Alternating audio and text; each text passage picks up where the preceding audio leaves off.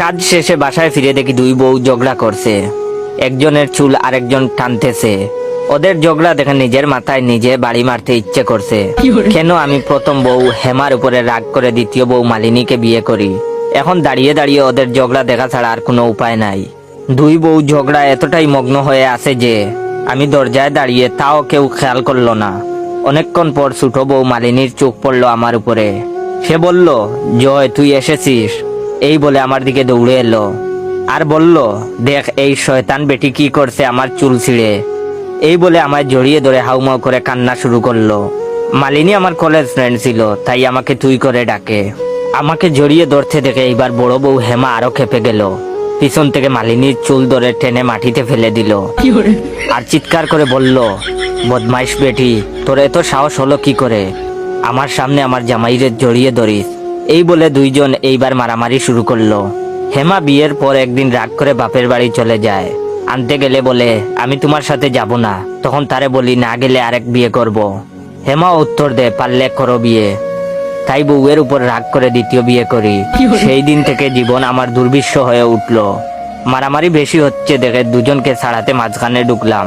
দুজনকে দুদিক নিয়ে জিজ্ঞেস করলাম, কি হয়েছে, ঝগড়া কেন করছো? তখন হেমা বলল, শুনো, আমি তোমার প্রথম বউ, তাই আজকে থেকে তুমি আমার সাথে থাকবে। না হলে বউ থাকার পরও দ্বিতীয় বিয়ে করার অপরাধে জেলে পাঠাবো। এই কথা শুনে মালিনী বলে, আজকে থেকে তুই আমার সাথে থাকবি, না হলে আমিও পুলিশে দিয়ে দিব। একটা বউ থাকতে আমাকে ঠকিয়ে বিয়ে করার অপরাধে। এই বলে দুইজন দুদিকে চলে গেল। আমার তো মাথায় হাত, এইবার কার কাছে যাব। তাড়াতাড়ি করে পকেট থেকে মোবাইলটা বার করলাম আর বন্ধু আসাদকে কল দিলাম। সবকিছু বলার পর আসাদ পরামর্শ দিল আজকে বাড়িতেই না থাকতে। তাই বাসা থেকে বের হয়ে বন্ধুর বাসায় গেলাম। বন্ধু অনেক খাতির যত্ন নিল, প্রাণ ভরে রাতের খাবার খেলাম। তারপর ঘুমিয়ে পড়লাম বন্ধুর সাথে, ফোনটা বন্ধ করে, যাতে কেউ কল না দিতে পারে। সকাল 9টার দিকে কেউ এসে দরজা খোলার জন্য শোরগোল শুরু করলো। আসাদ সাহেব বাসায় আছেন? আসাদ চুপ কসলাতে কসলাতে বিছানা থেকে উঠলো। দরজা খুলতেই দেখলো পুলিশ এসেছে। আমিও পুলিশের কথা শুনে তাড়াতাড়ি রুমের বাইরে গেলাম। তখন পুলিশ বলল, আপনাদের মধ্যে জয় কে? পুলিশের প্রশ্নের উত্তর দিলাম, জি আমি। তখন আমাকে বলল, আপনাকে আমাদের সাথে থানায় যেতে হবে, বড় সাহেবের নির্দেশ। সঙ্গে আসাদকেও।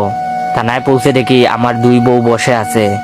আমি চমকে উঠলাম ওদের দেখে। জিজ্ঞেস করলাম, তোমরা এখানে কেন? তখন থানার ওসি বলে, তারা দুজন এখানে কি করতে তা আমি বলছি।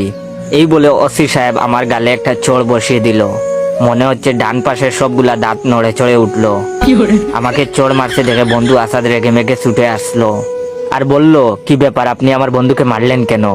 এই বলতে না বলতে বন্ধু আসাদের গালেও একটা বসে গেল চড়। বন্ধু এইবার মাথা ঘুরে মাটিতে পড়ে গেল। তখন ওসি সাহেব বললেন, এক তো দুই বিয়ে করে, আবার দুই বউ একই বাসায় রেখে বন্ধুর সাথে আড্ডা মারে। দুইটাকে জেলে বড় আর ইচ্ছে মতো লাঠি পিটা করো। তারপর 2 ঘন্টা ধরে লাঠির বাড়ি খেয়ে জানতে পারলাম আমি কালকে বাসা থেকে আসার পর দু বউ আমাকে নিয়ে আবার ঝগড়া লাগে এবং ঝগড়া করতে করতে বাসায় আগুন লাগিয়েছে। আমাকে বারবার কল করে কেউ কিছু জানাতে পারেনি ফোন বন্ধ থাকায়। তাই পুলিশ আমাকে ধরে নিয়ে আসে। বিল্ডিং এর অন্য পরিবারগুলো আমার নামে মামলা করেন। ক্ষতিগ্রস্ত হয়েছে প্রায় সবাই, তাই ক্ষতিপূরণ হিসেবে 10 লাখ টাকা জরিমানা করে। এইটা জানার পর বন্ধু আসাদকে ইচ্ছে মতো পিটাতে লাগলাম। ওর কথা শুনে আজকে ঘর বাড়ি টাকা পয়সা বউ সব হারালাম।